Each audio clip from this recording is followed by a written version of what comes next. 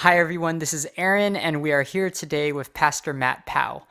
Pastor Matt, we received a question, and this person wants to know, do Christians believe in capital punishment?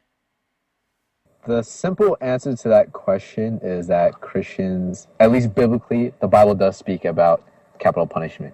Again, if you go to Romans 13, the Bible talks a lot about the fact that God uses government and that we're to be in subjection to the government.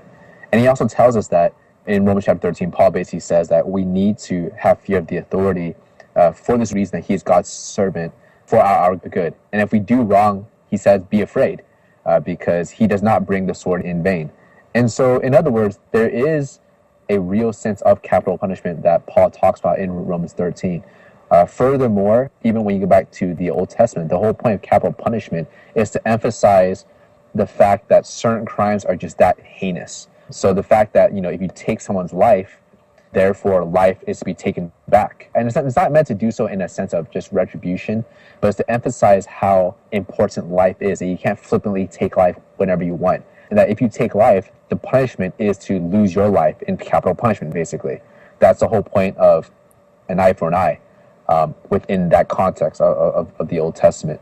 And again, not necessarily for the argument of retribution or vengeance per se, but more so to emphasize this is how much life is valued and this is how bad certain crimes are.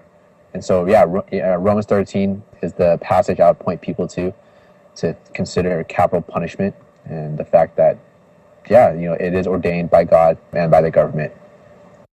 Thanks, Pastor Matt, and thank you everyone for listening. Remember to ask us all of your questions or check out our archive at unicoyquestions.tumblr.com, and you can also find us on Instagram at fcbc.unicoy and on YouTube at youtube.com/unicoyfilms. Thanks, see you soon.